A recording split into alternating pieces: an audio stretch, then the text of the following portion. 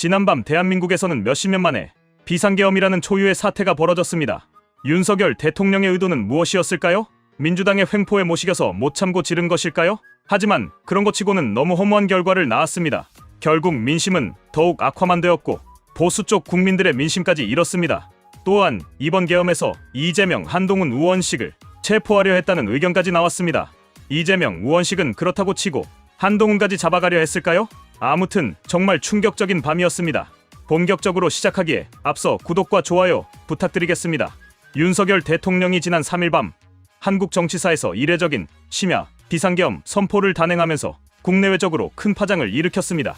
그러나 대통령실이 내놓은 설명은 명확하지 않고 설득력이 떨어진다는 지적이 나오면서 이번 조치를 두고 무리수를 넘어선 정치적 자살이라는 비판이 이어지고 있습니다. 계엄 선포의 배경에는 여러 정치적 요소가 얽혀 있다는 분석이 나오고 있지만 명확한 이유가 부재한 상황에서 윤 대통령의 행보는 거센 반발을 불러일으키고 있습니다. 윤석열 대통령은 4일 오전 1시쯤 국회가 비상계엄 해제 요구 결의안을 재적 의원 과반수의 찬성으로 통과시킨 지 약 3시간 30분 뒤 새벽 4시 27분에 비상계엄을 해제한다고 발표했습니다. 이는 헌법 77조에 따라 국회가 계엄 해제를 요구하면 대통령은 이를 반드시 해제해야 한다는 규정을 따른 것입니다. 더불어민주당은 이미 지난 8월 계엄서를 제기하면서 해당 헌법 조항을 거론해 주의를 촉구한 바 있습니다. 따라서 윤 대통령이 국회의 대응을 전혀 예상하지 못했다고 보기는 어렵습니다. 이런 상황에서도 윤 대통령이 계엄을 강행한 이유는 무엇일까요? 여권 관계자들은 이번 계엄 선포가 야당의 탄핵 추진, 입법 활동 방해, 예산 통과 지연 등으로 인한 국정마비 상황을 막기 위한 불가피한 결정이었다고 주장합니다. 이 관계자는 헌법 수호자로서 책임을 다하기 위한 조치였다고 설명하면서 계엄군에겐 공포탄만 지급됐을 정도로 신중을 기했다고 강조했습니다. 그러나 이러한 설명은 야당뿐 아니라 국민 여론에서도 설득력을 얻지 못하고 있습니다. 국정의 혼란을 막기 위해 계엄을 선포했다고 주장하면서도 그로 인해 더 큰 정치적 혼란을 초래했다는 비판이 이어지고 있기 때문입니다. 일각에서는 윤 대통령이 계엄 선포를 통해 단순히 국정 혼란을 막으려 했다기보다 다가오는 정치적 위기에 대한 한판 승부를 던졌다는 분석이 설득력을 얻고 있습니다. 특히 김건희 여사 특검법 재의결을 앞둔 상황에서 여당 내 이탈표를 우려해 판 자체를 흔들려는 의도가 있었다는 의혹이 제기되고 있습니다. 김건희 여사 특검법은 윤석열 대통령 정권의 핵심 약점 중 하나로 꼽힙니다. 윤 대통령 부부를 둘러싼 각종 비리 의혹과 공천 개입 논란은 그의 정치적 입지를 크게 흔들고 있습니다. 최근 김건희 여사 특검법이 다시 재의결될 가능성이 높아지면서 여권 내부에서도 동요가 커지고 있었습니다. 이에 윤 대통령이 극단적인 조치를 통해 전국의 주도권을 잡으려 했다는 비판이 나옵니다. 계엄령 선포는 통상적으로 치밀한 계획과 사전 논의를 거쳐야 하지만 이번 결정은 대통령의 극도로 좁은 측근들에 의해서만 이루어진 것으로 보입니다. 정진석 비서실장과 같은 주요 참모들조차 계엄령 선포 직전까지 관련 내용을 알지 못했다는 점에서 윤 대통령의 결정이 독단적으로 이루어진 것이 아니냐는 의혹이 제기됩니다.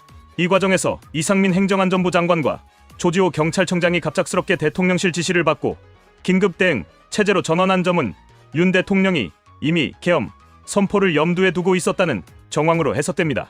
특히 지난 8월 김용현 경호처장을 국방부 장관에 임명하면서 장기적으로 계엄 준비에 나섰다는 민주당의 주장도 힘을 얻고 있습니다. 윤석열 대통령의 이번 계엄 선포는 헌정사에 남을 심각한 오점이라는 비판이 쏟아지고 있습니다. 대통령은 헌법 수호자로서의 책임을 강조했지만 결과적으로 국민의 기본권과 민주주의 원칙을 침해했다는 평가를 받고 있습니다. 계엄령은 극단적이고 최후의 수단으로만 사용되어야 한다는 점에서 이번 결정은 명백히 과도한 조치였다는 것입니다. 게다가 계엄령 선포는 윤석열 정권이 직면한 문제의 근본적 해결책이 될 수 없으며 오히려 그가 대면하고 있는 정치적 위기를 악화시킬 가능성이 높습니다. 김건희 여사 특검법과 공천 개입 의혹은 여전히 그의 발목을 잡고 있으며 이번 계엄 선포로 인해 야당뿐 아니라 보수층에서도 지지 이탈이 가속화될 가능성이 큽니다. 한편 더불어민주당은 윤석열 대통령의 심야 비상계엄 선포 이후 계엄군이 국회에 진입해 이재명 대표실에 난입했다는 충격적인 주장을 제기했습니다.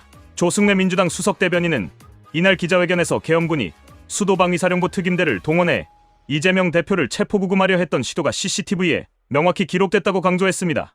그는 또한 윤석열 대통령의 비상계엄은 국회의 권한을 무력화하려는 쿠데타이자 내란 음모라고 강하게 비판하며 국민적 경각심을 촉구했습니다. 조 대변인은 체포 시도의 배후에 윤석열 대통령의 정치적 의도가 있음을 시사하며 체포 대상이 이재명 대표뿐 아니라 한동훈 국민의힘 대표와 우원식 국회의장까지 포함됐다는 점을 지적했습니다. 이러한 체포 시도는 헌법적 권한을 넘어선 행위로 대통령이 헌법을 수호해야 할 책임을 져버렸다는 비판이 강하게 일고 있습니다. 조승래 대변인의 기자회견에 따르면 계엄군은 윤석열 대통령의 명령하에 조직적으로 움직였으며 이재명 대표의 체포를 목표로 한 별도의 체포대를 구성했다고 밝혔습니다. 수도방위사령부 특임대가 직접 국회로 투입되어 이 대표의 사무실로 진입한 정황은 민주주의의 근본 원칙인 삼권분립과 국회의 권한을 심각히 침해한 사건으로 평가받고 있습니다. 더불어민주당은 윤 대통령이 비상계엄을 선포한 진정한 의도가 국회와 야당 지도부를 무력화하고 여당 내부의 이탈을 막기 위한 정치적 도박이었다고 주장했습니다. 특히 계엄을 통해 김건희 여사 특검법의 재의결을 저지하려는 시도가 아니었냐는 의문이 제기되고 있습니다. 이와 같은 의혹은 윤석열 정권이 헌법을 무시한 채 권력을 유지하기 위해 극단적인 수단을 동원했다는 비판으로 이어지고 있습니다. 헌법 제77조에 따르면 계엄의 발동과 해제는 대통령의 권한이지만 이를 유지할지 여부는 국회의 판단에 달려 있습니다. 이는 계엄이 민주적 통제를 받도록 보장하려는 장치로 권력 남용을 방지하기 위한 중요한 제도적 장치입니다. 그러나 윤석열 대통령은 계엄군을 동원해 국회를 물리적으로 통제하려는 시도를 했다는 비판을 받고 있습니다. 조승래 대변인은 이를 내란 음모로 규정하며 계엄 발동 자체도 문제지만 국회 해제, 결의 이후에도 물리적 압박을 가하려는 시도는 민주주의에 대한 중대한 도전이라고 지적했습니다. 윤 대통령의 행위는 헌법 정신에 위배되며 민주주의의 근본 원칙인 입법부의 독립성과 국민의 기본권을 심각히 훼손한 사례로 기록될 가능성이 높습니다. 윤석열 대통령은 취임 이후 여러 차례 독단적인 리더십 스타일로 논란을 빚어왔습니다. 이번 계엄 사태에서도 주요 참모들은 사전 논의에서 배제되었으며 결정 과정이 극히 좁은 측근들에 의해 이루어졌다는 점에서 비판이 이어지고 있습니다. 이는 대통령이 국민적 합의와 헌법적 절차를 무시하고 자신의 정치적 이익을 위해 국가기관을 도구화했다는 비난으로 이어집니다. 특히 계엄군을 통해 이재명 대표와 여야 정치 지도자들을 물리적으로 통제하려는 시도는 윤 대통령의 정치적 위기와 관련이 깊다는 분석이 나옵니다. 김건희 여사를 둘러싼 특검법 문제와 여권 내부의 공천 갈등은 윤 대통령의 정치적 입지를 약화시키는 주요 요인으로 작용하고 있으며 이러한 상황에서 계엄을 선포하고 국회를 물리적으로 제압하려는 시도는 국민적 지지를 더욱 잃게 만드는 자충수가 되었습니다. 윤석열 대통령의 행위는 단순히 정치적 논란을 넘어 대한민국 민주주의의 근본적 위기를 초래했다는 평가를 받고 있습니다. 계엄 선포는 헌정사상 유례없는 사건으로 국민의 기본권을 침해하고 국가의 근본 질서를 뒤흔드는 결과를 초래했습니다.